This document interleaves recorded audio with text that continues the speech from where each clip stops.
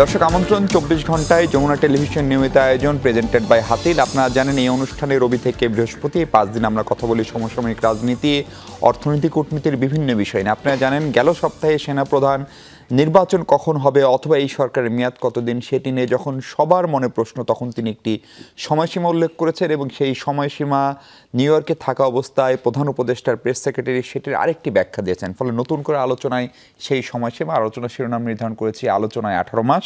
আপনার সঙ্গে থাকছে আমি মাহফুজ মিশু, আমার সঙ্গে স্টুডিওতে আছেন বিএনপির সাংগঠনিক সম্পাদক সৈয়দ ইমরান সালেহ প্রিন্স। সৈয়দ প্রিন্স স্বাগত আপনাকে। আছেন সমন্বয়ক বৈষম্য বিরোধী ছাত্র আন্দোলনের আহনাফ সাইদ খান, তিনি অন্যতম সমন্বয়ক, এবং আমাদের সঙ্গে আছেন যুগ্ম সদস্য সচিব আমার বাংলাদেশ পার্টি, যেটি এবি পার্টি নামে পরিচিত, ব্যারিস্টার আসাদুজ্জামান ফুয়াদ। ব্যারিস্টার ফুয়াদ, আপনাকেও স্বাগত। প্রিন্স ভাই, আপনাকে দিয়ে একটি আলোচনা শুরু করতে চাই। আপনি নিশ্চয়ই শুনেছেন যে সেনাপ্রধান একটি সময়সীমা বলেছেন একটি বিদেশি বার্তা সংস্থার সঙ্গে ইন্টারভিউ, এবং তারপরে যখন নিউ ইয়র্কে সাংবাদিকরা ছিলেন, প্রধান উপদেষ্টা ছিলেন, তারা গতকাল রাতে ফিরেছেন, সেই সময়ে প্রধান উপদেষ্টা যিনি প্রেস সচিব জনাব শফিকুল আলম, তিনি বলেছেন যে কমপক্ষে 18 মাস পর সাধারণ নির্বাচন অনুষ্ঠিত হতে পারে। হ্যাঁ, এবং তিনি এটিও বলছেন যে এই 18 মাসটা হচ্ছে একটা মিনিমাম সময়। ফলে এই বক্তব্যের অর্থটা আসলে কি, এবং 18 মাস আসলে কবে থেকে 18 মাস? ধন্যবাদ আজকের এই শোতে আমাকে আমন্ত্রণ জানানোর জন্য, এবং একই সাথে আমার সাথে যারা সহ আলোচক আছেন ব্যারিস্টার ফুয়াদ এবং আহনাফ সাইদ খান, তাদেরকেও স্বাগত জানাচ্ছি, দর্শক শ্রোতাদেরকেও শুভেচ্ছা জানাচ্ছি। আসলে আপনি যে বিষয়টি অবতারণা করেছেন যে আলোচনায় 18 মাস, আলোচনায় 18 মাসটা কিভাবে আসলো সেটাও আপনি একটি ব্যাখ্যা দিয়েছেন, ছোটোখাটো ব্যাখ্যা আপনার কাছ থেকে আমরা শুনেছি। তো আসলে 18 মাস কি, এটা জনগণের মধ্যেও একটা প্রশ্ন আছে। তো আমাদের যে প্রত্যাশা ছিল, জানেন যে বিগত 15টি বছর এদেশের জনগণ নিরন্তরভাবে সংগ্রাম করেছে তাদের ভোটের অধিকারটা ফিরে পাওয়ার জন্য।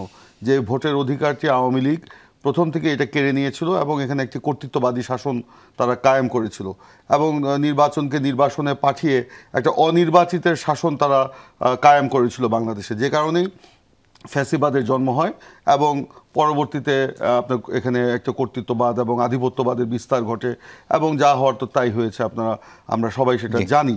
তো এখন আপনার এই যে নির্বাচিতের শাসনে ফিরে আসাটাই কিন্তু তখন একটা বড় বিষয়। সংস্কার নিয়ে অনেক আলোচনা হচ্ছে। আমার তো মনে হয় এই নির্বাচিতের শাসন ফিরিয়ে আনাটাই হচ্ছে একটা বড় সংস্কার, কারণ অনির্বাচিতের শাসনের কারণেই কিন্তু দেশের যত সব সমস্যার সৃষ্টি হয়েছে, দেশের রাষ্ট্র ব্যবস্থা ভেঙে চুরমার হয়ে গিয়েছিল, এবং যেটাকে আজকে মেরামতের কথা বলা হচ্ছে এবং যেটা রাষ্ট্র সংস্কারের কথা বলা হচ্ছে। নির্বাচিতের শাসন না ফিরে আসলে কিন্তু এই সংস্কার অর্থবহ হবে না। সেটা করার জন্য 18 মাসকে আমাকে যদি ব্যক্তিগতভাবে আপনি জিজ্ঞাসা করেন, তাহলে আমি বলবো যে অতি প্রয়োজনীয়, হ্যাঁ একটা সংস্কার দরকার, অতি প্রয়োজনীয় যে সংস্কারগুলো রয়েছে সেগুলো দ্রুত বাস্তবায়ন করে অতি দ্রুত সময়ের মধ্যে আপনার একটি নির্বাচিত শাসনে ফিরে যাওয়া উচিত, এবং সেটা 18 মাস নয়, আমার মনে হয় সেটা 18 মাসের অনেক আগেই করা সম্ভব। এবং আপনি যেটা বলেছেন যে এটা কবে থেকে 18 মাস শুরু হয়েছে, আমি যেটা ব্যক্তিগতভাবে মনে করি 18 মাসের অনেক আগেই এই নির্বাচিতের শাসনে আমরা ফিরে যেতে পারি প্রয়োজনীয় সংস্কার শেষ করে। এবং আরেকটা বিষয়, যে সংস্কারকে যদি আমরা টেকসই করতে চাই তাহলে অবশ্যই নির্বাচিত সংসদের মধ্য দিয়ে, নির্বাচিত সরকারের মধ্য দিয়ে সেই সংস্কারগুলিকে আমাদের টেকসই সংস্কার, আপনি প্রশ্ন করতে পারেন যে নির্বাচিত যে সংসদ আসবে বা যে সরকার আসবে, কে আসবে বলা যায় না, জনগণ যাকে ভোট দিবে স্বাধীনভাবে সেই তো সরকারে আসবে বা সংসদে আসবে। তো সেই সরকার বা সেই সংসদ যদি সংস্কারে একমত না হয় তখন কি হবে? হ্যাঁ, সেটারও একটা জবাব আছে। এই যে সংস্কার যেটা এই সরকার মানে অন্তর্বর্তীকালীন সরকার যেটা করছে, এই সংস্কারের কাজের সাথে অবশ্যই রাজনৈতিক দলগুলোকে সমন্বিত করেই বা সংশ্লিষ্ট করেই, সম্পৃক্ত করেই সংস্কার প্রস্তাবগুলো আনতে হবে। রাজনৈতিক দল কিন্তু অন্য গ্রহের কোনো বাদ রেখে না। এখানে রাজনৈতিক দল, রাজনৈতিক ব্যক্তি, রাজনৈতিক বিশ্লেষক এবং জনগণ তাদেরকে সম্পৃক্ত করে যে সংস্কার প্রস্তাবগুলো এই সরকার যেটা প্রণয়ন করবে, অবশ্যই নির্বাচিত সংসদ বা নির্বাচিত সরকার সেটা বাস্তবায়ন করতে বাধ্য, এবং সেটা আরো টেকসই হবে বলে আমি বিশ্বাস করি। এটা নিয়ে আমার আরেকটি প্রশ্ন আছে, আমি আপনাকে পরে করব। শুধু বলে রাখি, 3 দলীয় জোটের রূপরেখার কথা মনে পড়ে আমাদের রাজনৈতিক দলগুলো যখন এই কথা বলে। আপনার কাছে একটু জানতে চাই আহনাফ, যে আপনারা শুরু থেকেই একটা সংস্কার চাচ্ছেন এবং দেয়ালে এখনো লেখা দেখি রাষ্ট্র স্বৈরাচারকে বা ফ্যাসিস্টকে যেহেতু বিদায় করেছেন, সংস্কারও ছাত্র জনতা করবে। এই সংস্কারের জন্য আসলে কি কি সংস্কার করবেন সেটার কোনো রূপরেখা, কোনো স্বপ্ন, ভীষণ সময় এটা আপনাদের মাথায় আছে, অথবা সেটি কি কখনো দায়িত্ব নেওয়ার আগে পরে প্রফেসর ইউনূস বা তার উপদেষ্টা পরিষদের সঙ্গে বা তার সঙ্গে আপনারা সাক্ষাৎ করেছেন, সে সময় সুযোগ হয়েছে কিনা? জি ধন্যবাদ। আমরা এখানে গণ অভ্যুত্থানের মাধ্যমে যে সরকার নির্বাচিত হয়েছে, নির্বাচিত বলবো না, অভ্যুত্থানের সরকার, তো এখানে এই সরকারকে নিয়ে কিছু আমরা সরকার না, প্রথমতই বলছি আমরা সরকার না, আমরাও সরকারের কাজের সমালোচনা করি এবং যৌক্তিক বিরোধিতাও করি, এবং যে জায়গায় সমর্থন দেওয়া প্রয়োজন সেখানে আমরা সমর্থন দিই। এখানে ভোটে আসলে শুধু নির্বাচিত ব্যাপারটা এরকম না, এখানে অভ্যুত্থানের মাধ্যমে রক্তের কালিতে লেখা, রক্তের কালির মাধ্যমে এই সরকার এসেছে। তো এই সরকারের প্রতি অনির্বাচিত বলাটা আসলে কি অভ্যুত্থানের প্রতি অসম্মান প্রদর্শন কিনা, এই প্রশ্নটা আমি রাখতে চাই। আর এই যে সংস্কারের নামই তো অন্তর্বর্তীকালীন সরকার, সে তো চিরদিন থাকবে না, সে এখানে সংস্কার করতে এবং এই কাজগুলো করতে এসেছে, গুরুত্বপূর্ণ কাজগুলো। কারণ হচ্ছে যে মানে এই হাসিনাকে হটানোর পর মানে ইনস্ট্যান্ট তো এখানে ভোটের মাধ্যমে কোনো ইলেকশনের সুযোগও ছিল না, আর তো কোনো প্রক্রিয়াও ছিল না, এটাই একমাত্র প্রক্রিয়া ছিল। তো সেক্ষেত্রে আমাদের দেশে ফ্যাসিবাদ যে ক্ষতিটা করেছে, যে প্রত্যেকটা প্রতিষ্ঠান, রাষ্ট্র ফাংশন করতে গেলে যে কয়টা প্রতিষ্ঠান লাগে সবগুলো ধ্বংস করেছে। তো আমরা এটা সরকারকে বারবার বলেছি যে সবগুলো প্রতিষ্ঠান সংস্কার করতে হবে, পুনর্গঠন করতে হবে, শুধু সংস্কারই না, পুনর্গঠনও করতে হবে। কারণ প্রত্যেকটা জায়গায় গত 16 বছরে শুধু আওয়ামী আদর্শিক লোকজন এবং ওই বলের বাইরে কাউকে ঢুকতে দেওয়া হয়নি, শুধু তাদের লোক ঢুকেছে, অথবা পেশাদার লোককেও ঢুকতে, হ্যাঁ অপেশাদার লোকও। তো এখন এই বিদ্যমান প্রশাসন রেখে আমরা নির্বাচন বলি বা যে কোনো ধরনের কার্যক্রম, আসলে ওইটার পরিস্থিতি কতটুকু আছে আপনারা জানেন। ইতিমধ্যে 6টি কমিশন গঠন হয়েছে।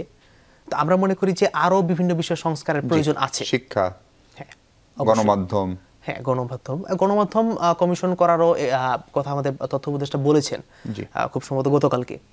তো এগুলো নিয়ে কাজ হবে এবং আমরা সরকারকে প্রতিনিয়ত এখানে চাপ দিয়ে যাচ্ছি।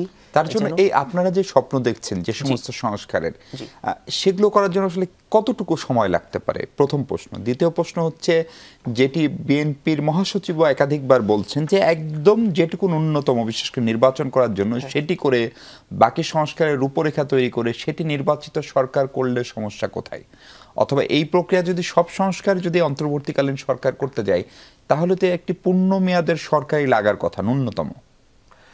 আচ্ছা, এখানে সব সংস্কার যদি অন্তর্বর্তীকালীন সরকার বা প্রতিবার যে কথাটা বলা হচ্ছে, এখন বাংলাদেশে নির্বাচনী ব্যবস্থা আগে একটা সিস্টেম ছিল, সেটা হচ্ছে তত্ত্বাবধায়ক সরকার। তত্ত্বাবধায়ক সরকার তৎকালীন পরিস্থিতিতে ওটা কাজ চালানো যেত, কিন্তু একদম ত্রুটিহীন বলা যায় না। এবং এখন তো অন্তর্বর্তীকালীন সরকার আছে, তারপর নির্বাচিত সরকার আসবে, তারপর কি নির্বাচিত সরকারের অধীনে নির্বাচন হবে, নাকি আবার তত্ত্বাবধায়ক আসবে, নাকি কোনো অন্তর্বর্তীকালীন ফর্মুলা হবে, এটা নিয়ে এটা আসলে মানে আমাদের পক্ষ থেকে একা বলাও আসলে মুশকিল।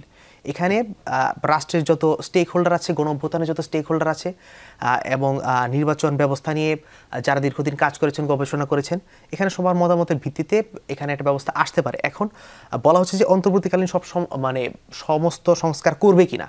এখন নির্বাচনের যে দ্রুত দেওয়ার কথা বলা হচ্ছে, নির্বাচনের পরিবেশ কি আদৌ আছে কিনা। আমাদের আপনারা দেখেন বাংলাদেশে প্রত্যেকবার নির্বাচনে একটা দাঙ্গা হাঙ্গামার ঘটনা ঘটে, আর এখানে পুলিশ ফোর্স অ্যাক্টিভ না, এখনও অ্যাক্টিভ হচ্ছে না, অ্যাক্টিভ করা যাচ্ছে না, কারণ এগুলো আওয়ামী পুলিশ যারা এখন অ্যাক্টিভ হচ্ছে না, বা যারা এখনও পুলিশকে কাজ করতে দিচ্ছে না, কাছে ভিতর থেকে কাজ করতে দিচ্ছে না। দ্বিতীয়ত, এই যে রাজনৈতিক দল, আওয়ামী লীগ বাদেও যদি বলি, বাকি রাজনৈতিক দলগুলো আমরা দেখতে পাচ্ছি যে দেশের বিভিন্ন জায়গায় তারা অভ্যন্তরীণ কোন্দলে, তারা হামলা মামলায়, হানাহানিতে ব্যস্ত। এটা তো আমরা আশা করিনি। অন্যান্য রাজনৈতিক দলের এখানে স্টেক আছে গণঅভ্যুত্থানে, তারা গুরুত্বপূর্ণ অংশীজন। এখন তাদের কাছ থেকে এই ধরনের মানে নিজেরা মারামারি করা, এটা তো আমরা কখনো প্রত্যাশা করিনি। তো এই অবস্থার মধ্যে মানে এটা কি নির্বাচনের পরিবেশ কিনা, জনমনে কি আতঙ্ক আছে কিনা? জনমনে তো আতঙ্ক আছে। তারপর যদি নির্বাচন কোনো সময়সীমা সম্পর্কে আপনাদের কোনো ধারণা আছে, বা আপনাদের মিটিং টিটিং এ উপদেষ্টাদের সঙ্গে বা প্রধান উপদেষ্টার সঙ্গে, লাইক 3 বছর, 2 বছর, 18 মাস, 36 মাস? না, এরকম তো আসলে স্পেসিফিক কোনো কিছু এই জায়গায় আসলে বলা মুশকিল, কিন্তু এটা করতে যতটুকু সময় লাগে, আবার তো মানে একদম মানে আনলিমিটেড টাইমও তো নেওয়ার কথা আসলে কেউ বলছে না, যতটুকু সময় লাগে। কারণ এখানে 16 বছরের জঞ্জাল কিংবা 16 বছরের আগেও আমরা যদি দেখি যে বাংলাদেশের রাজনৈতিক বন্দোবস্তের কথা, 71 একবার হয়েছিল, তারপরে 90 হয়েছে, তারপরে 8 একটা চেষ্টা করা হয়েছিল, সেটা আসলে কিছু হয়নি। আমি আপনার পয়েন্টটি পেয়েছি, তার মানে সময়সীমা নির্দিষ্ট না, যৌক্তিক সময়। কারণ হচ্ছে যে এখানে ফ্যাসিবাদের 16 বছর তো সবকিছু ধ্বংস করা হয়েছে, কিন্তু 90 এর পরেও, 90 এর পরেও উপদেষ্টা যেটা বলেছেন, একদিন বেশিও না একদিন কমও না, যতটুকু সময় লাগবে ততটুকু সময় নেবেন, এই সরকার নিবে। হ্যাঁ, যতটুকু সময় লাগবে এখানে সবার মতামতের ভিত্তিতে। আপনার কাছে আসতে চাই, আমরা জানি যে কোনো কাজ বা এই ধরনের, এটাকে যদি আপনি একটি রাষ্ট্র সংস্কার ধরেন, এটা একটা টিওআর তো নিশ্চিতভাবেই থাকে। ফলে এই সরকারের যে টার্মস অফ রেফারেন্স, তাতে সময়সীমাটা এখন পর্যন্ত অস্পষ্ট। সেনাপ্রধান একটি ইঙ্গিত দিয়েছেন, সেনাপ্রধান সরাসরি সরকারের কোনো অংশ না। ফলে প্রথম প্রশ্ন হচ্ছে, উনি সময়সীমা বলতে পারেন কিনা আনুষ্ঠানিকভাবে।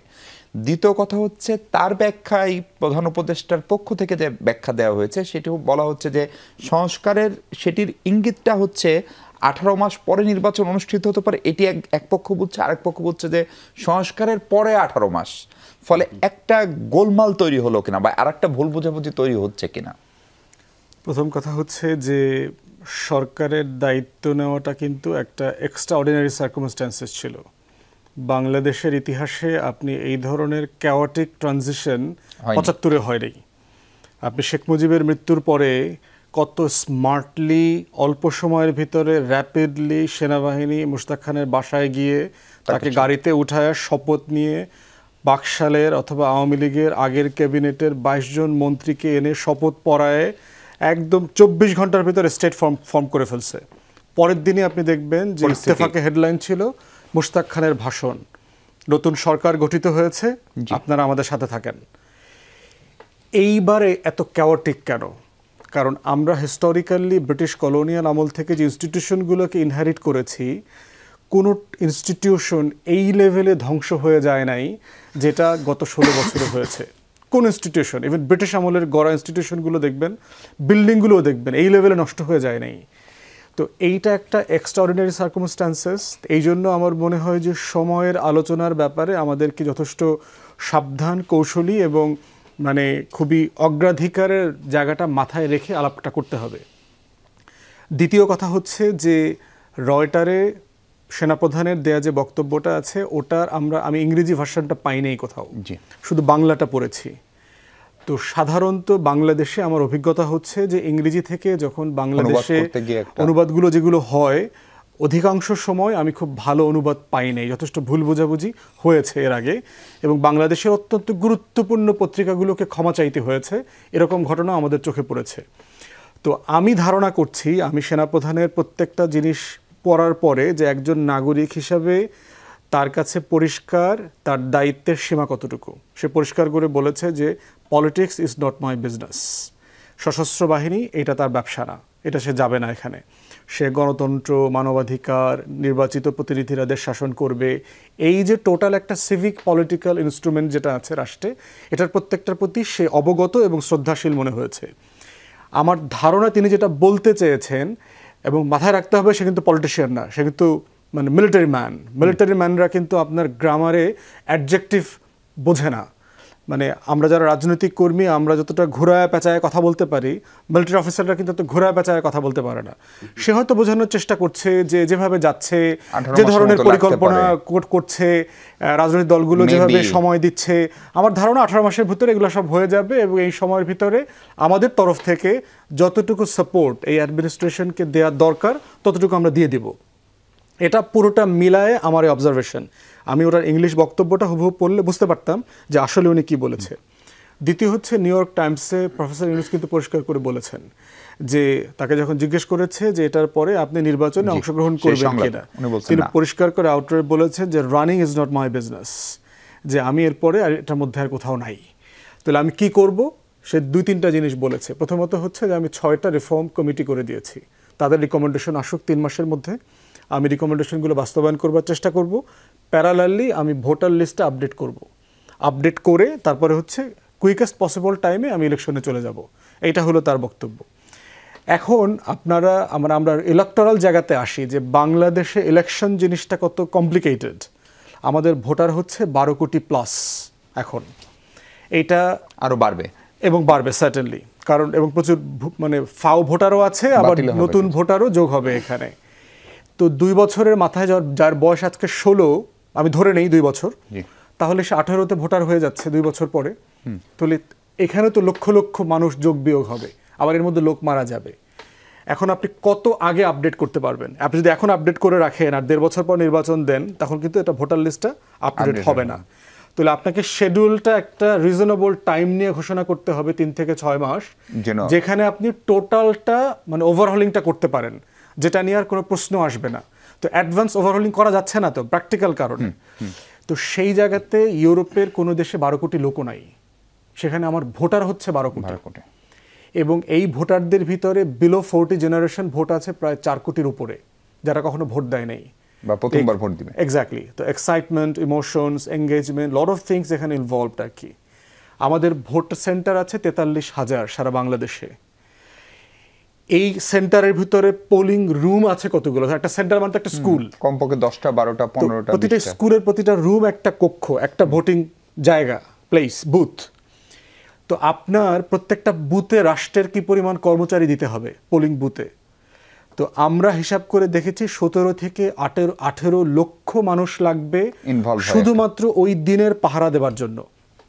এরপর যোগ হবে security personnel, police, RAB, BDR, হাবিজাবি, 17 থেকে 21 জন। এরপরে যোগ হবে হচ্ছে আপনার ইন্টেলিজেন্স কমিউনিটি, ভ্রাম্যমাণ টিম। এরপরে হচ্ছে যেহেতু নির্বাচন হয় নাই, পলিটিক্যাল পার্টির ভিতর এক্সাইটমেন্টটা কোন লেভেলে থাকবে, এবং প্রিন্স ভাইরা যেহেতু পাওয়ার পলিটিক্স করেন, আমার দল ছোট, আমার পাওয়ার পলিটিক্স স্পেকট্রামটা খুব ছোট, উনি নিজে বুঝবেন যে ওনার মিনিমাম 10 জন 15 জন কম্পিটিটর আছে, এবং প্রত্যেকটা কম্পিটিটরের নিজস্ব মাসল ম্যান আছে, সবার সাফিসিয়েন্ট মানি আছে ফাইট করবার জন্য।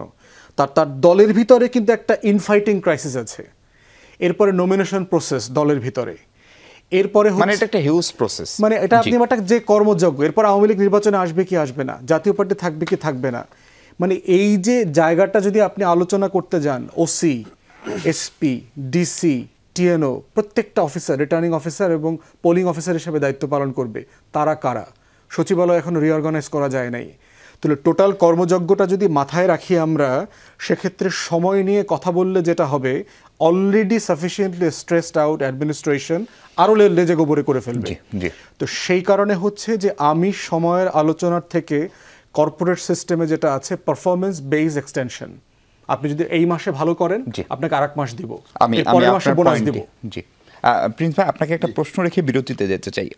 আমরা ধরেন 111, ফুয়াদ ভাই বলছিলেন এটা খুবই এক্সট্রাঅর্ডিনারি একটা পরিস্থিতি, এতগুলা জীবন, এই ধরনের আন্দোলন, একটা পুরো সরকার ব্যবস্থা পালিয়েছে দেশ ছেড়ে, ফলে সেটি নিঃসন্দেহে একটা অন্যরকম ঘটনা। কিন্তু আমরা 111 বা অন্য তত্ত্বাবধায়ক সরকারের সময় দেখেছি যে যত দ্রুত প্রশাসন এবং পুলিশ পুনর্বিন্যস্ত হয় অথবা অ্যাক্টিভ হয়, এবার সেটি এখনও হতে পারল না। এমনকি বরং প্রত্যেক দিনে একটা না একটা ঝামেলা ঘটছে, মানে ঝামেলা সামলাতে এই সরকারকে একটা বড় সময় ব্যয় করতে হচ্ছে। সেটা আনসারের ঝামেলা হোক, গার্মেন্টস শ্রমিকদের ঝামেলা হোক, কোনো জায়গায় চিকিৎসক পেশাজীবীদের ঝামেলা হোক। ফলে এই ঘটনাগুলো যে ঘটছে সেগুলো কেন হচ্ছে এবং সেই প্রসঙ্গে বিএনপির স্ট্যান্ড কি, সেটি শুনবো দর্শক। তার আগে ছোট্ট একটা বিরতি নিচ্ছি, আমাদের সঙ্গে থাকবেন নিশ্চয়ই।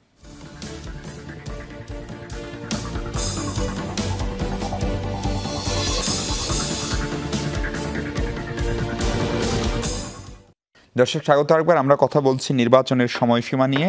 বিএনপি নেতা ইমরান সালেহ প্রিন্স আছেন আমাদের সঙ্গে। আমরা বলছিলাম প্রিন্স ভাই, আপনি যদি দেখেন 8 আগস্ট এই সরকার যখন দায়িত্ব নিলেন, তারপর থেকে যেটি মূল কাজ 6টা কমিশন তারা করলেন, বা সংস্কার বা রূপরেখা তৈরি করা, তার পাশাপাশি তাদেরকে অন্য কাজ, বিশেষ করে আইন শৃঙ্খলাজনিত কাজ, নানা রকম পরিস্থিতির উদ্ভব হচ্ছে এবং সেটি নিয়ে সরকারকে ব্যস্ত থাকতে হচ্ছে।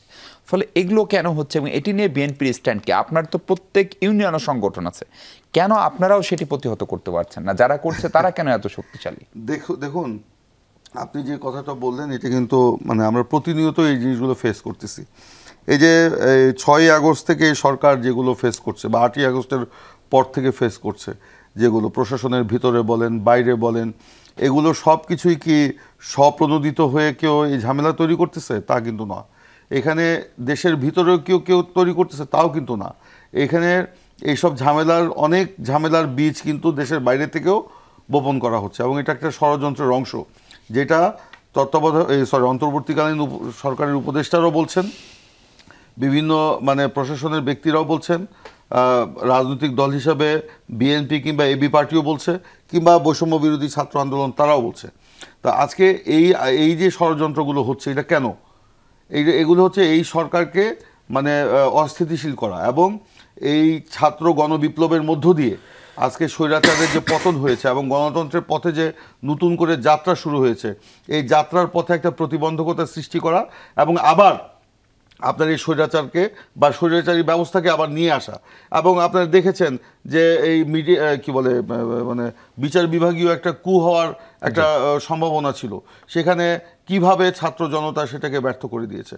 আনসারদের যে ব্যাপারটা ছিল, এটা তো সকলেই জানে।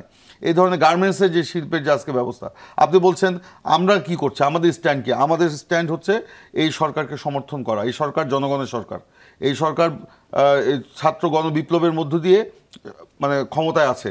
জনগণের সরকার, এই সরকারকে বিএনপি সমর্থন করে, ওন করে, এবং এই সরকারকে স্মুথলি সরকার জন্য কাজ করতে পারে, রান করতে পারে, সেই জন্য বিএনপি সদা সচেষ্ট। এখন আপনি বলছেন আমরা কি করছি আমাদের ইউনিয়ন পর্যায়ে? আমরা তো এটার প্রতিরোধ করছি। আমরা তো বিভিন্ন জায়গায় মিছিল মিটিং সময়, যে আপনি ধরেন গার্মেন্টসের যে একটা অস্থিরতা, আমরা প্রত্যেকটা এলাকায় এলাকায় মিটিং করছি।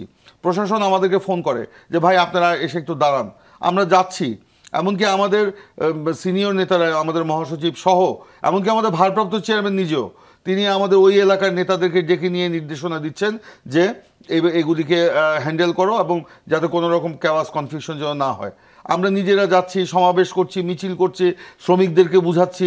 তারা কিন্তু অনেকটা এক জায়গায় করি, আবার আরেক জায়গায় কিন্তু সমস্যা তৈরি হয়। এই সমস্যাগুলি তৈরি করতেছে কি? আপনি যে বলছেন, এরা করছে বর্ণচোরা কিছু লোক। তারা ক্ষমতা বিগত পতিত স্বৈরাচারী সরকারের অংশ, তাদের আশীর্বাদ পুষ্ট। এবং এখানে যেমন রাজনৈতিক ব্যক্তি আছে, আওয়ামী লীগের লোক আছে, আবার প্রশাসনেরও লোক আছে। আপনার এই প্রশাসন, যেটা প্রশাসনে আপনার এই অন্তর্বর্তীকালীন সরকার চালাচ্ছে, এই প্রশাসন কি আওয়ামী মুক্ত হয়েছে? এই প্রশাসন কি স্বৈরাচার মুক্ত হয়েছে? এই প্রশাসনের সচিব থেকে শুরু করে একেবারে ইউনো পর্যন্ত, এ তো সবই তো আওয়ামী লীগের আমার নিয়োগকৃত। তারা কি আপনার স্মুথলি এই গভর্নমেন্টকে রান করতে দিবে? এদেরকে রেখে কি আপনার এই অন্তর্বর্তীকালীন সরকার স্মুথলি রান করবে?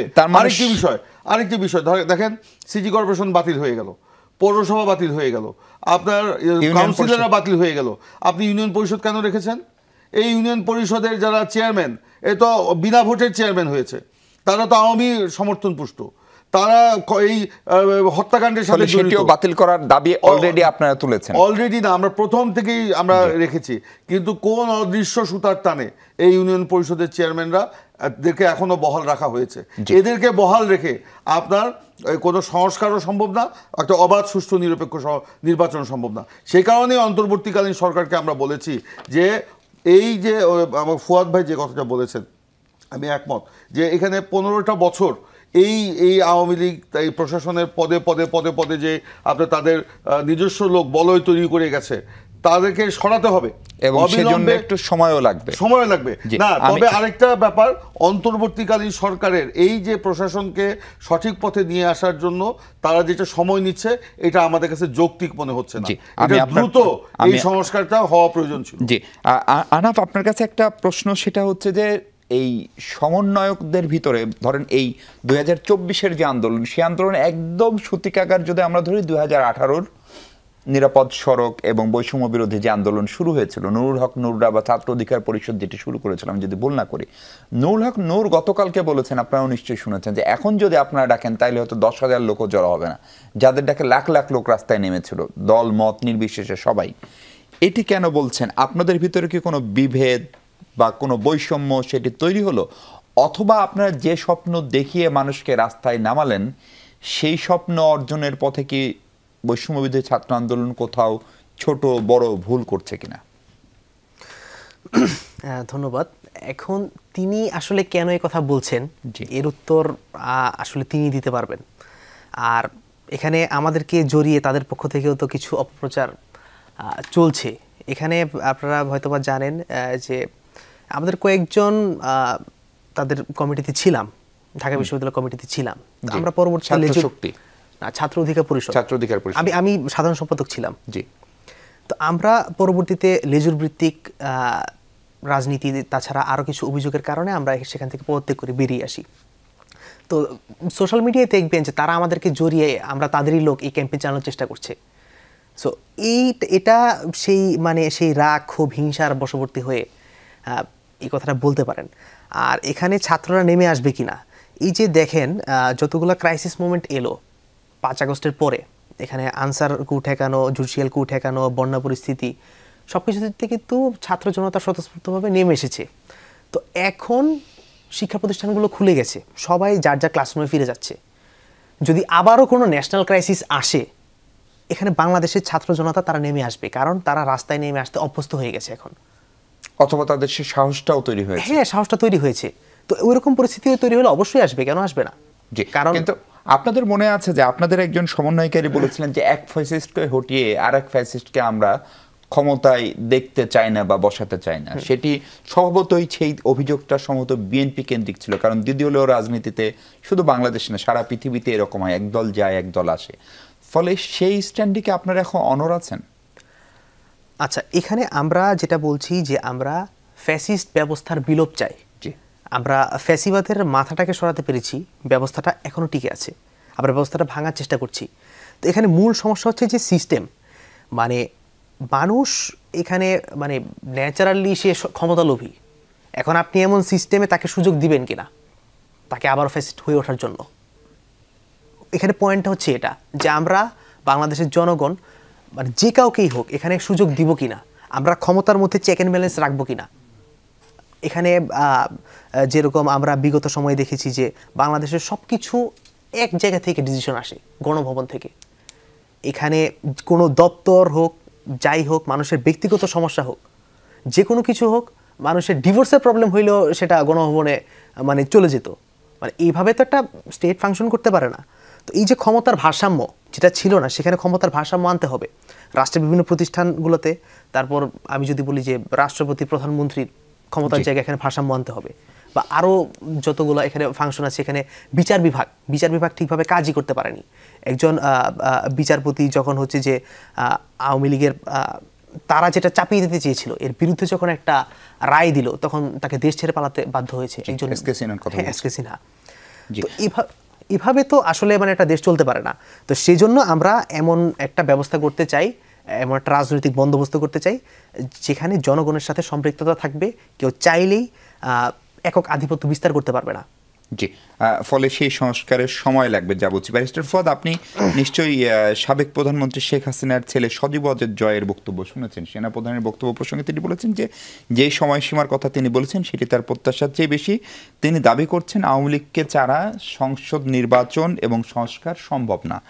ফলে ওনার এই বক্তব্যকে কিভাবে দেখেন আপনি? আপনি কি আসলে মনে করেন আওয়ামী লীগকে ছাড়া সংস্কার এবং নির্বাচন সম্ভব? প্রথম কথা হচ্ছে যে বাংলাদেশে গত 16 বছর ম্যান্ডেট ছাড়া যে আওয়ামী লীগ দেশ শাসন করলো, এজন্য আওয়ামী লীগ জাতির কাছে ক্ষমা চেয়েছে কিনা? চাইনি। আওয়ামী লীগ লার্জলি আপনার 4টা গণহত্যা করেছে তার রেজিমের ভিতরে। প্রথম গণহত্যা হচ্ছে পিলখানায় গণহত্যা, এবং এই গণহত্যাটা শুধু গণহত্যা ছিল না, রাষ্ট্রের 2টা সভরেন ফোর্সকে একেবারে নিশ্চিহ্ন করে দিয়েছে একজনের বিরুদ্ধে আরেকজনকে। আমাদের মুক্তিযুদ্ধেও যারা নেতৃত্ব দিয়েছে আর্মড ফোর্সেস, এই 71-এর যুদ্ধে আমাদের 57 জন কর্মকর্তা শহীদ হন নাই সেদিন, এবং কর্মকর্তাদেরকে আগুন দিয়ে পুড়িয়ে মেরে ফেলা হয়েছে, সুয়েরেজে ফেলে দেওয়া হয়েছে, লাশ বুড়িগঙ্গা থেকে নিয়ে আসা হয়েছে। এত ন্যাক্কারজনকভাবে হত্যা করা হয়েছে। আবার প্রায় 12,000-এর মতো বিডিআরস জওয়ান এখনও জেলে আছেন। আমি কয়েকশো জওয়ানের আমার চেম্বার ডিল করছে, তাদের মামলা ডিল করছেন, এবং এর ভিতরে ধরেন শখানেক লোক ক্রিমিনাল হইতে পারে, বাকিরা অ্যাবসলিউটলি নিরপরাধ জওয়ান। আমি এমন ব্যক্তিকে চিনি, আপনার বিয়ে করে আসছে, ছুটির শেষ পরের দিন এসে জয়েন করেছে, সেই দিনকারই ঘটনাটা ঘটেছে, তিনি অ্যারেস্ট হয়ে গেলেন। বহু জায়গায় এরকম ঘটনা ঘটেছে। একজনকে বলছে যে তুমি ওই বাক্সটা টেনে নিয়ে আসো, একজনকে বলেছে তুমি ওই কাপড়টা দাও। এই ধরনের কাজ করেছে তাকে গ্রেফতার করে ফেলা হয়েছে। তো শখানেক জওয়ান ছাড়া বাকিরা কেউ জড়িত না। আপনি বিডিআর বিদ্রোহের কথা বলছেন। তাহলে বাংলাদেশের ইতিহাসের প্রথম 2টা ফোর্সকে এঙ্গেজ করে একটা গণহত্যা হয়েছে, আওয়ামী লীগ ক্ষমা চায় নাই। দ্বিতীয় গণহত্যা হয়েছে শাপলা চত্বরে হেফাজতের উপরে, আমরা এখনো জানি না কতজন মানুষ মারা গেছেন, তারা এখনো ক্ষমা চায় নাই। তৃতীয় গণহত্যা হয়েছে রাজনৈতিক নেতাকর্মী যারা ছিল, বিরোধী মত প্রকাশ করতেন এবং ব্যবসায়ী থেকে শুরু করে অসংখ্য মানুষ গুম, খুন এবং ব্লক রেইডের শিকার হয়েছেন। আর চতুর্থ আওয়ামী লীগ এখনো কোনো ভুল স্বীকার করে নাই। পঞ্চমত হচ্ছে যে সর্বশেষ যে গণহত্যা হয়ে গেল জুলাই আগস্টে, যেখানে ওদের টিমটা বের করেছে 1584 জন শহীদের তালিকা, এখনো চলছে তালিকা, এখনো এটা চলমান। 24,000-এর মতো মানুষ আহত হয়েছে, 600-র উপরে মানুষ আপনার অন্ধ হয়ে গেছে আংশিক অথবা পূর্ণাঙ্গভাবে, কয়েক হাজার মানুষের হাত পাও কেটে ফেলতে হয়েছে, সারা জীবনের জন্য পঙ্গু হয়ে গেছে। আওয়ামী লীগ কারো কাছে ক্ষমা চায় নাই। বাংলাদেশের অর্থনীতিকে একেবারে ধ্বংস করে দিয়ে গেছে। জুলাই মাস থেকে আপনার বাংলাদেশ ব্যাংক থেকে বিভিন্ন জায়গা থেকে ঋণ করে সরকারি কর্মকর্তা কর্মচারীদের বেতন দেওয়া হচ্ছে। দেশের অ্যাবসলিউটলি অর্থনীতিতে কিছু নাই, কোনো এমপ্লয়মেন্ট নাই। দেখেন লক্ষ লক্ষ যুবকরা আন্দোলন করছে, এই 35-এর কোটা, 33-এর কোটা, 30-এর কোটা, এগুলো যেটা প্রমাণ করছে যে একটা রাষ্ট্রকে ভেঙে খান খান করে দিয়ে গেছে যারা, তাদের ভিতরে গত 5 তারিখের পর থেকে ন্যূনতম কোনো শোক, দুঃখবোধ, দুঃখ প্রকাশ করা, রিগ্রেট ফিল করা, অ্যাপোলজি দেওয়া, কোনোভাবে জাতির কাছে ক্ষমা চেয়ে রাজনীতিতে ফিরে আসার যে দাবি, সেটা আমরা দেখতে পাচ্ছি না। তাহলে যারা গণহত্যা করেছে, যারা মানবতা বিরোধী অপরাধ করেছে, যারা আমাকে আপনাকে 3টা নির্বাচন থেকে বঞ্চিত করেছে, যারা বাংলাদেশের অর্থনীতিকে ধ্বংস করে দিয়েছে, তাদের তো আগে জবাবদিহিতার মধ্যে আসতে হবে। অতএব আওয়ামী লীগের জয় অথবা ছাত্রলীগের সভাপতি সেক্রেটারির স্টেটমেন্ট, কোনোগুলো আমাদের কাছে এখন ধর্তব্য বিষয় না। বিষয় হচ্ছে আগে আপনারা স্বচ্ছতার ভিত্তিতে, ন্যায্যতার ভিত্তিতে জবাবদিহিতার মধ্যে আসবেন, তারপরে ন্যাশনাল কমিটি ফর্ম হবে। আওয়ামী লীগ, জাতীয় পার্টি এবং 14 দলের রাজনৈতিক ভবিষ্যৎ কনসেনসাসের ভিত্তিতে ঠিক করতে হবে। আমরা কোন মডেলে যাব? আমরা কি জার্মানির নাৎসি মডেলে যাব, ইটালির ফ্যাসিস্তা মডেলে যাব, না সাউথ আফ্রিকার রিকনসিলিয়েশন মডেলে যাব? সেটা ন্যাশনাল ঐক্যের ভিত্তিতে ঠিক হইতে হবে। এবং আমি এটা পাবলিক হিয়ারিংয়ের জন্য প্রস্তাব করেছি। আমেরিকার কংগ্রেশনাল হিয়ারিংয়ের মতো হিয়ারিং হবে পার্লামেন্টের স্ট্যান্ডিং কমিটির রুমগুলোতে। যে কোনো নাগরিক, রাজনৈতিক দল, নাগরিক সমাজ, ছাত্র জনতা সবাই গিয়ে সেখানে মতামত দেবে। অতএব আওয়ামী লীগের রাজনীতি করবার অধিকারকে নিয়ে আলাদা জাতীয় কনসেনসাস হইতে হবে এবং কিছু বিষয় একমত হইতে হবে। যেমন শেখ পরিবারের কেউ রাজনীতি করতে পারবে না, শেখ হাসিনা, শেখ রেহানা এবং তাদের ছেলেমেয়েরা যারা গত 16 বছর এই রাষ্ট্র থেকে বেনিফিট নিয়েছে। মালয়েশিয়ার ব্যাংক অ্যাকাউন্ট থেকে আমরা দেখলাম শুধু রূপপুর প্রকল্প থেকে $5 বিলিয়ন লুট হয়ে গেছে। অতএব তারা রাষ্ট্র থেকে যারা বেনিফিট নিয়েছে, যারা আওয়ামী লীগের পদস্থ নেতাকর্মী ছিল, যারা ভোট ছাড়া নির্বাচিত এমপি হয়েছে, বেতন নিয়েছে, জমি প্লট ফ্ল্যাট নিয়েছে, গাড়ি কিনেছে, পদস্থ জনপ্রতিনিধি হয়েছে, ইউনিয়ন থেকে শুরু করে যে কোনো লেভেলে, তাদের রাজনীতিতে নিষিদ্ধ করে দিতে হবে। তারা কেউ রাজনীতি করতে পারবে না। আওয়ামী লীগ যদি আসতে হয় তার চামড়া, গোশত, মাংস, হাড়, রক্ত পরিবর্তন করে নতুনভাবে ক্ষমা চেয়ে জাতির কাছে আসতে হবে। এই আওয়ামী লীগের পশম পর্যন্ত বাংলাদেশে রাজনীতি এবং নির্বাচন করবার কোনো অধিকার রাখে না। জি, কিন্তু সেই সিদ্ধান্তটা কিভাবে হবে, কি প্রক্রিয়া হবে তার একটা ধারণা আপনি দিয়েছেন। আমরা একটু প্রিন্স ভাই আবার একটা বিরতিতে যাচ্ছি। ফলে বাংলাদেশের রাজনীতিতে অনেকেই অভিযোগ করেন, বিশেষ করে আমরা যখন নতুন দলগুলো দেখি, এবি পার্টিকে অনেকে একসময় কিংস পার্টি বলতো একটা নির্বাচনের আগে, তারা সবসময় এরকম, এবং অনেকে বলছেন যে এটা একটা -2 করার সরকার, 111 মতো একটি মডেলের সরকার। সেই ভয় কি এখন বিএনপির মধ্যে আদৌ আছে, নাকি আপনারা মনে করছেন যে এই সরকার একেবারে ছাত্র জনতার গণঅভ্যুত্থানের মধ্য দিয়ে একটা ভালো নিয়তে গঠিত হওয়া সরকার? সেই প্রসঙ্গে আপনার বক্তব্য শুনবো। দর্শক, তার আগে একটা বিরতি নিচ্ছে, আমাদের সঙ্গে থাকবেন নিশ্চয়ই।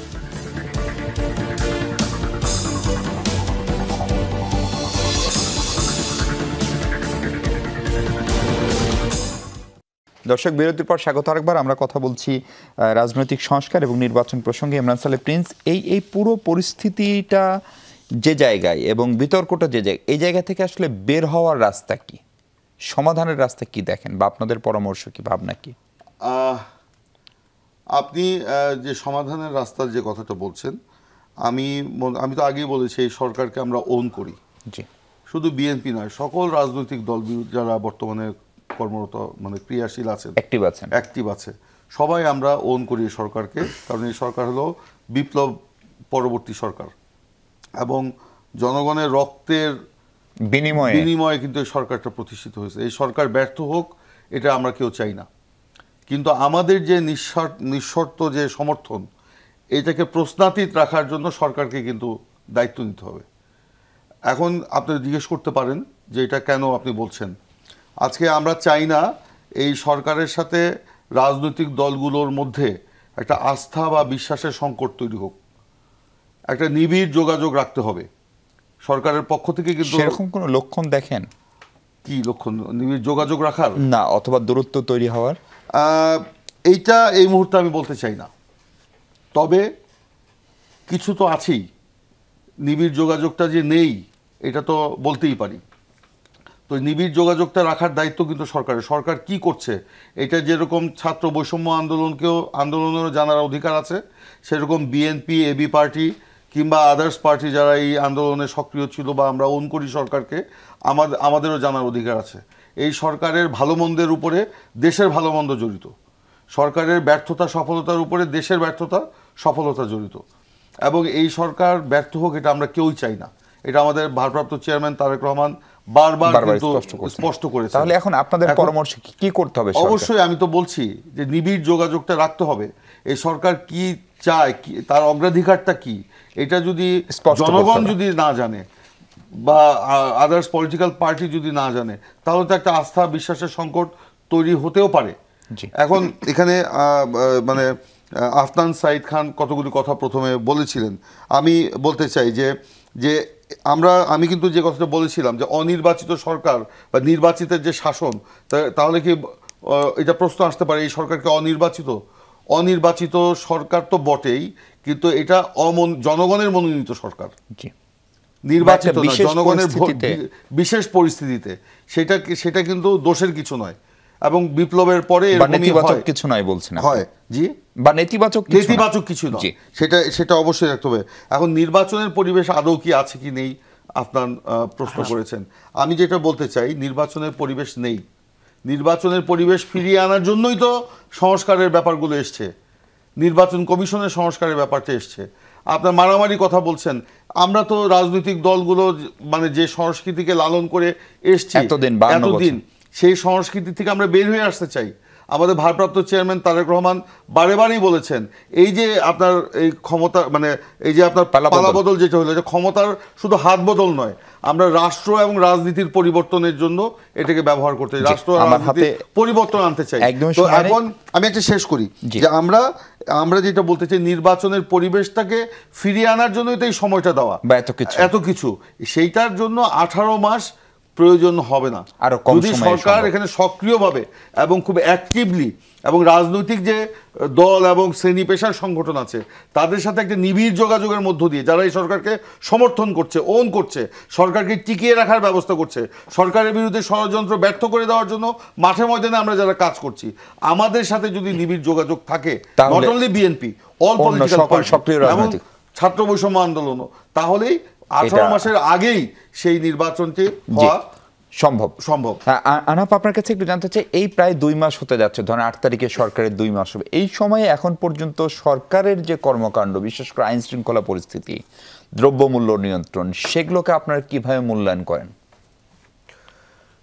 এখানে আগেই বলেছি যে আইন শৃঙ্খলা পরিস্থিতি কি হয়েছে আসলে, এখানে এই যে প্রশাসনকে আসলে নিয়ন্ত্রণ করা যাচ্ছে না। তো সেই কারণে আমরা দেখলাম যে সরকার সেনাবাহিনীকে ম্যাজিস্ট্রেসি পাওয়ার দিয়েছে, মাঠে নামিয়েছে। তো ম্যাজিস্ট্রেসি পাওয়ার দিয়ে মাঠে নামানোর পর আমরা তো কিছু অগ্রগতি দেখতে পাচ্ছি সারা দেশেই, আর ধাপে ধাপে পরিস্থিতিটা ভালো হচ্ছে, কিন্তু একটু সময় লাগছে, একটু সময় লাগবে। আর দ্রব্যমূল্যের কথা যদি বলি, এখানে আমাদের যে রিজার্ভ সংকট তৈরি হয়েছিল, প্রচুর পরিমাণ অর্থ পাচার এবং ফ্যাসিবাদী সরকারের যে তথাকথিত উন্নয়ন, সেই উন্নয়নে হচ্ছে জনগণের জীবনমানের কোনো উন্নয়ন হয়নি। এখানে ঋণ করে ঘি খাওয়া হয়েছে, এখানে বড় বড় মেগা প্রজেক্ট দেখানো হয়েছে, কিন্তু এখানে কোনো শিল্প গড়ে ওঠেনি, বাংলাদেশে নতুন কোনো অর্থনৈতিক খাত উন্মোচন হয়নি। এখানে শুধু আইওয়াশ ছাড়া আর কিছুই হয় নাই। একটা চেতনার ব্যবসা হয়েছে, আইওয়াশ হয়েছে। সো এই সমস্ত কারণে এবং এই যে আওয়ামী লীগ গত 16 বছরে যে সমস্ত সিন্ডিকেট তৈরি করেছিল ব্যবসায়ী, সেই সিন্ডিকেটগুলোকে ভাঙা হচ্ছে, কিন্তু এখনও পুরোপুরি ভাঙা যায়নি। এই সিন্ডিকেটগুলো ভাঙতে পারলে এবং মধ্যস্বত্বভোগীদেরকে যদি সরানো যায়, যারা উৎপাদন করে তাদের কাছ থেকে যদি কোনো উপায়ে আরও বেটার কোনো ওয়েতে যদি ভোক্তার কাছে সরাসরি পৌঁছানোর ব্যবস্থা করা যায়, এখানে দ্রব্যমূল্য কমে আসার একটা সম্ভাবনা আছে। এবং দুর্নীতিটা সর্বস্তরে বন্ধ করতে হবে, দুর্নীতি, চাঁদাবাজি। কারণ হচ্ছে যে ধরেন কোনো একটা কৃষিপণ্য উত্তরবঙ্গ থেকে আসছে ঢাকায়, তো আস্তে আস্তে মানে প্রত্যেকটা মোড়ে মোড়ে তার চাঁদা দিতে হয়। এখনো কি দিতে হয়? এখনো দিতে হচ্ছে। এখন হয়তোবা হাত বদল হয়েছে, কিংবা আগে যারা ফ্যাসিস্টদের অনুসারী ছিল তারা এখন অন্য কোনো রাজনৈতিক দলের ছত্রছায়ায় যে সেই অপকর্মগুলো করছে। জি ফুয়াদ ভাই, তার মানে সব মিলে যতখানি আশাবাদ নিয়ে 8 তারিখে যাত্রা শুরু হলো, সেই আশা একদম শতভাগ বা অধিকাংশই এই 1.5-2 মাসে পূরণ হবে সেটি নিশ্চয়ই কেউ আশা করে না। কিন্তু আশার যে পারদ বা যে আমি বলি যে স্কেল, সেইটা আসলে যদি শতকরা হিসেবে করেন, আরও ইন দ্য রাইট ট্র্যাক, সরকার কি ঠিক ট্র্যাকে আছে? জি, একদম ঠিক ট্র্যাকে আছে, অ্যাবসলিউটলি ঠিক আছে। তাহলে চ্যালেঞ্জটা কোথায় এবং এখন অগ্রাধিকার কি পাওয়া উচিত? বলছি সেখানে একটু যোগ করে ফেলি। সেটা হচ্ছে, অনেকে হয়তো জানতে চাইবেন যে জাতীয় পার্টি এবং 14 দলীয় জোটের ব্যাপারে আমরা ফিউচারে কি হওয়া উচিত। আওয়ামী লীগের ব্যাপারে যা যা হতে হবে, জাতীয় পার্টি এবং 14 দলের ব্যাপারে তাই হতে হবে। যে পাবলিক কমিশন হবে, এটা একইভাবে একই প্রোটোকলে এটা ডিসাইড করবেন। কেন বলছি ঠিক আছে? প্রথম কথা হচ্ছে, তারা কি কি প্রত্যাশা নিয়ে এসেছিলেন। তাদের প্রথম প্রত্যাশা এবং আকাঙ্ক্ষা ছিল যে বাংলাদেশে ফ্যাসিবাদী বন্দোবস্তের বদলে একটা গণতান্ত্রিক বন্দোবস্ত হবে, এই জন্য সংস্কার করতে হবে। কোথায় কোথায় সংস্কার করতে হবে দেখেন, তারা সংস্কারের 6টা কমিটি অলরেডি করে দিয়ে গেছে। গুম রিলেটেড আলাদা কমিটি হয়েছে, সরকারের জ্বালানি রিলেটেড যে সকল চুক্তি হয়েছে এইটার একটা পর্যালোচনা কমিটি হয়েছে। দেবপ্রিয় ভট্টাচার্যকে দায়িত্ব দিয়ে ফাইন্যান্সিয়াল ক্রাইমস যেগুলো হয়েছে শ্বেতপত্র প্রকাশ করবার জন্য একটা ফ্যাক্ট ফাইন্ডিং কমিটি করে দেওয়া হয়েছে। যেটা হয় নাই সেটা হচ্ছে, ধরেন আপনি পিলখানা গণহত্যার কোনো কমিটি হয় নাই, হেফাজতের গণহত্যার হয় নাই, তারপরে হচ্ছে জুলাই আগস্টের একটা প্রপার গণহত্যার কমিটি ছিল। স্বাস্থ্য বিষয়ক একটা উপকমিটি আছে যেটা ছাত্রদেরকে দিয়ে করিয়েছে, কাজটা ভালো কাজ হচ্ছে, কিন্তু আমি মনে করি যে লং টার্মে এটা অফিসিয়াল প্রোটোকল মেনটেন করবে না এবং এটার ক্রেডিবিলিটি একসময় প্রশ্নবিদ্ধ হবে। তাই এটাকে একটা পাবলিক কমিশনের কথা আমি বারবার বলেছি, একটা গণতদন্ত কমিশন করতে হবে, যেখানে এই উপকমিটি তাদের রিপোর্ট দেবে, কিন্তু এটা একটা রাষ্ট্রীয় কমিটি হইতে হবে যেখান থেকে তারা এই কাজগুলো করবে। তাহলে যে যে ট্র্যাকে ছিল তারা সেই ট্র্যাকে অ্যাবসলিউটলি আছে। জনগণের নিরাপত্তা বোধ অ্যাবসলিউটলি ফাইন। আপনি যদি ল এনফোর্সমেন্টের অবস্থা চিন্তা করেন, বাংলাদেশের আওয়ামী লীগের যে কোনো দিনের তুলনায় বাংলাদেশে গত 2 মাস আইনশৃঙ্খলা পরিস্থিতি অ্যাবসলিউটলি ফাইন আছে। আমরা আপনি নিজে মাত্র বলেছেন যে 5 তারিখের পর থেকে তো সরকার ছিল না, পুলিশ ফোর্স নাই, এখনো হাজার হাজার পুলিশ ফিরে আসে নাই, আমরা একদম শেষ রুল মানছে না, মিলিটারি ডিপ্লয় করতে হয়েছে। এরপরে আপনি কি শুনেছেন যে যমুনা সুপারমার্কেটে আপনার ডাকাতি হয়েছে, বসুন্ধরা হয়েছে, বায়তুল মোকাররমে দেশের কোনো প্রমিনেন্ট গোল্ড জুয়েলারি শপে ডাকাতি হয়েছে? হয় নাই তো। আওয়ামী লীগের লোকরা বলেছিল লক্ষ লক্ষ মানুষ নাকি তাদের নেতাকর্মীরা মারা যাবে, কয়জন মারা গেছে? বাংলাদেশে আওয়ামী লীগের জমানায় আমরা দেখেছি মাওলানা সাঈদীর মামলার রায়ের পরে 24 ঘন্টায় 100-র উপরে লোক গুলি করে আওয়ামী লীগ হত্যা করেছে। তো এই ঘটনা তো আমরা দেখেছি এক রাতে এবং একদিনে কি হয়েছে বাংলাদেশে। সেই তুলনায় আইন শৃঙ্খলা বাহিনীর অবস্থা অথবা পরিস্থিতি অ্যাবসলিউটলি ফাইন। আমরা সুইজারল্যান্ড ছিলাম না, সাডেনলি ঘুম থেকে উঠে 8 তারিখে উগান্ডা হয়ে গেছি, ব্যাপারটা এরকম না। এমন দেশের জন্য যুদ্ধ করেছি, এই কান্নাকাটি করার দরকার নাই, অ্যাবসলিউটলি ফাইন। অনেক ধন্যবাদ ব্যারিস্টার ফুয়াদ, অনেক ধন্যবাদ ইমরান সালেহ প্রিন্স এবং অনেক ধন্যবাদ আহনাফ সাঈদ খান। দর্শক, আমাদের প্রত্যাশা বাংলাদেশ ভালো থাকুক, সেই প্রত্যাশা শেষ করছি। ভালো থাকবেন সবাই।